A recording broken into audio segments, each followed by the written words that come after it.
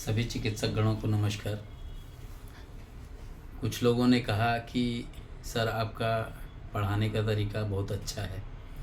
कुछ लोगों ने कहा कि सर आपकी क्लासेस बहुत अच्छी है। आज एक बंदे ने कहा कि आपकी क्लासेस सबसे बेकार है, आपके पढ़ाने का तरीका भी सबसे बेकार है और आपने जो D3 बेस निकाल के रखा है लोगों को गुमराह कर रहे हैं। बट मेरा मानना है कि अगर 1 + 9 = 10 होते हैं तो आप जिस D3 को यूज़ कर रहे हैं वो केवल D6 तक ही क्यों? अगर 1 + 9 10 होता है तो 10 तक होने चाहिए थे। डाइल्यूशन 6 तक जा रहे हैं और अगर किसी से पूछो फोर्सफुली तो वो बताता है कि सर हमारे डाइल्यूशंस तो 30 तक टूटते हैं, जबकि मदर टिंचर जो होता है वो 30 तक टूटता है। फार्मास्यूटिकल वे में DX1, DX2, DX3 और DX4 फार्मास्यूटिकल प्रोसेस होता है जिसको एक क्लिनिक में या एक रिसर्च लेबॉर्ट्री में नहीं बनाया जा सकता। इसका कारण है कि उसके लिए 12-12.5 करोड़ की एक यूनिट लगती है, तभी आप पॉसिबल है कि आप इस चीज़ को कर सकें। ठीक उसी प्रकार से जैसे अगर मैं बोलूँ लाल साग है, लाल पालक आता है, लाल साग आता है और भी बहुत सारी सब्जियां आती हैं जिसको आप हाथ पे ऐसे मलेंगे तो आपका हाथ हरा पीला लाल कलर कर दे। लेकिन इसी चीज़ को आप एक कुकर ले लीजिए और कुकर में डाल दीजिए उसको पानी के साथ में और उसको उबालिए। वो सीटी वाले स्थान पे एक स्टील का पाइप लगा लीजिएगा और उसको ग्लास के अंदर कांच का जो जार हो उसके मुंह पे डाल दीजिएगा और उसको हीटिंग प्रोसेस करते जाएंगे। भाप होते हुए वो लिक्विड गिरते जाएगा किसमें? उस कांच के जार में। और जब कांच के जार में वो गिर जाएगा और तब आप वहाँ पे टैली करेंगे उसको और उसको हाथ में लेके रगड़ेंगे तो आपका हाथ लाल नहीं होगा। क्यों? क्योंकि ये डिस्टिलेशन 1 हुआ। डिस्टिलेशन 2 टाइम्स और होते हैं। फर्स्ट डिस्टिलेशन जो होता है उसको ट्रांसम्यूटेड डाइल्यूटेड बिस कहा जाता है। सेकेंड जब डिस्टिलेशन होता है तो उसको ट्रांसम्यूटेड हर्ब ओरिजिनल क्रूड कहा जाता है। और जब थर्ड डिस्टिलेशन जब होता है तो उसको D3 based distillation purification third कहा जाता है। और इसके बाद आते हैं पैमाना। अगर हम डिस्टिलेशन 3 के बात करते हैं तो 0.0033 इसका वैल्यू होगा। बट अगर आप क्रूड मदर टिंचर अगर आप किसी से लेते हैं और उसका आप DX4 बनाते हैं तो वो पैमाना आएगा 0.0011, जिसको डेसिमल 3 या D3 कहा जाता है पुराने लोगों के अनुसार। बट एक्चुअल जो D3 बेस होता है अगर हम उसके डाइल्यूशन थर्ड की बात करते हैं तो उसका जो वैल्यू होता है वो 0.0011 होता है। D3 बेस का अगर वैल्यूएशन हम बात करते हैं तो 0.0033 और 0.0034 होता है। इसके अगर अंदर अल्कोहल की बात करते हैं तो 0.0000 जितनी बार आपकी इच्छा है उतनी बार आप जीरो लगा लीजिए, ये उतना ही रहेगा। इसके अंदर 0.00 कितने बार भी लगा के 1 नहीं आप लगा सकते। क्यों? क्योंकि इसके अंदर अल्कोहल का समावेश नहीं है।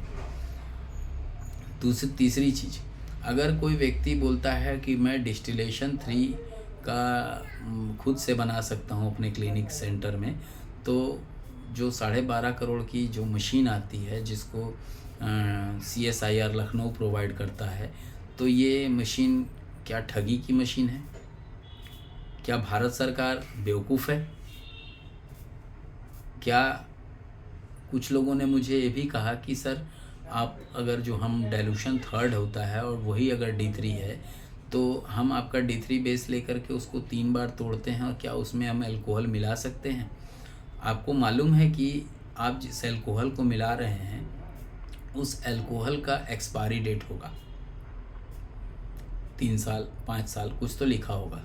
बिल्कुल, अगर ये नहीं लिखा है तो वो फंसने वाला चक्कर है, हो सकता है, क्योंकि हो सकता है वो एक्सपायर्ड अल्कोहल हो और एक्सपायर्ड अल्कोहल आप किसी भी सूरत में आप खिला रहे हैं पेशेंट को, न कि वो बेचने वाला। फंसेगा कौन? आप फंसिएगा, दूसरा कोई नहीं फंसेगा, आप फंसिएगा, 12 के भाव जाइएगा। कई लोगों ने कहा कि सर आप गुमराह करते हैं, कंफ्यूज करते हैं। भाई मैं कंफ्यूज कैसे कर रहा हूँ? 1+9 को मैं 30 मान लूँ, चलेगा? क्योंकि मैंने तो पढ़ा है 1+9 = 10 होता है। और अगर मैं डाइल्यूशन की बात कर रहा हूँ तो डाइल्यूशन में एसेंस होता है, जबकि एक्सट्रैक्ट जो होता है वो प्योर होता है। आप तुलसी ले लीजिए, तुलसी को कूट काट के उसका रस निकालिए, गार्गू प्रोसेस कीजिए, और गार्गू प्रोसेस करके आप पाएंगे जो फर्स्ट निकलेगा वो फर्स्ट डिस्टिलेशन होगा। उसको फर्स्ट डिस्टिलेशन को आप उसके अंदर अगर पानी मिलाते हैं, अल्कोहल मिलाते हैं, जो भी प्रोसेस आप करते हैं, तो वो सेकंड में कन्वर्ट होगा, लेकिन उसके अंदर भी अल्कोहल का समावेश होगा। तीसरा जो प्रोसेस आप करते हैं तो उसमें भी आपका अल्कोहल आएगा। क्यों? क्योंकि जिस क्रूड को आप क्रूड मान रहे हैं वो क्रूड नहीं है, वो same to same distillation third के जैसा ही है, बट मदर टिंचर जनरेटेड है वो। और यही कारण है कि होम्योपैथी वाले अक्सर कहते नज़र आए हैं और कहते नज़र आते रहेंगे, क्योंकि आप उनके मतलब अगर मैं बोलता हूँ कि एक तोमर राजपूत होता है, एक पठान खान राजपूत होता है, छत्तीसगढ़ में राजपूत ही लिखते हैं, बिहार में सिंह लिख कर के राजपूत होते हैं, तो सभी में राजपूत होते हैं, तो क्या सभी को एक साथ आप मिला सकते हैं? कहने का मतलब है कि अगर तोमर है तो भाई उसको भेज दीजिए, आप बोलिए जाइए गुरुद्वारा में नमाज़ पढ़ के आ जाइए। कोई पठान है तो उसको जाके बोल दीजिए कि भाई आप मंदिर जाके पूजा करके आ जाइए। जाएगा? नहीं जाएगा। लेकिन सभी का अपना एक पैमाना है, उसी पैमाने पे जा कर के हमें काम करना होता है।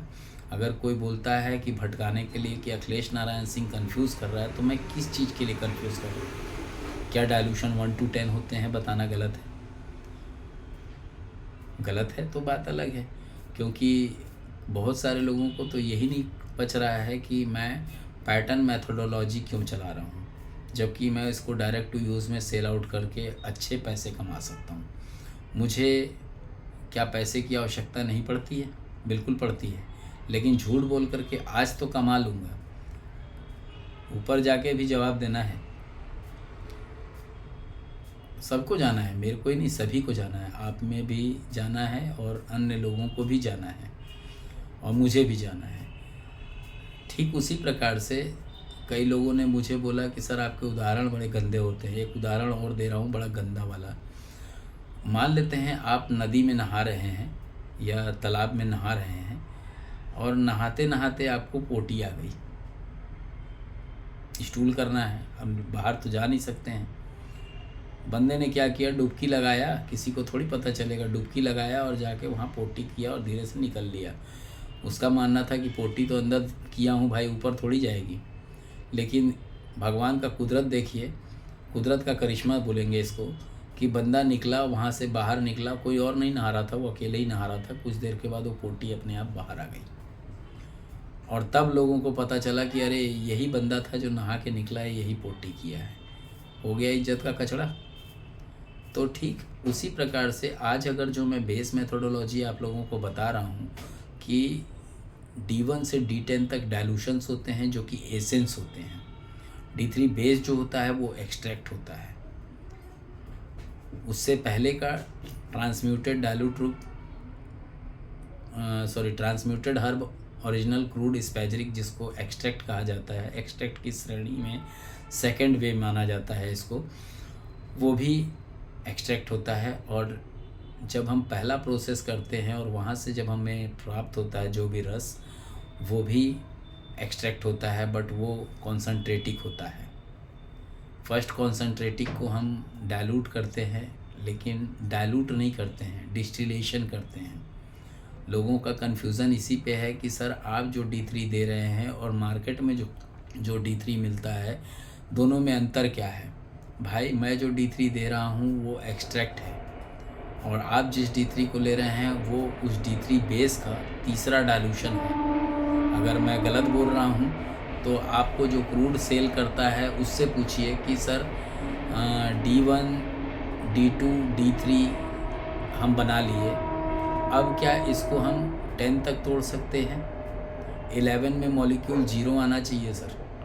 अगर मॉलिक्यूल 11 में 0 नहीं होगा तो मुझसे बुरा कोई नहीं होगा। मुझसे मतलब आपसे बुरा कोई नहीं होगा, ये चीज़ बिल्कुल उसको बोलिए। और अगर बोलता है कि हाँ सही है तो उससे मांगिए सर आपकी इसकी एथेंटिकल माइक्रोबायोलॉजिकल रिपोर्ट दीजिए। मैंने अपने बहुत सारे प्रोडक्ट्स के, बहुत सारे रेमेडीज़ के और बहुत सारे एक्सट्रैक्ट के रिपोर्ट्स मैंने फेसबुक के ऊपर वायरल कर रखे हैं। अभी कुछ दिन पहले की बात है कि मैं एक क्लास लेकर के उसके ऊपर मैं वीडियो अपलोड करने जा रहा था, तो मुझे ज्ञात हुआ कि मेरा यूट्यूब चैनल हैक कर लिया गया है।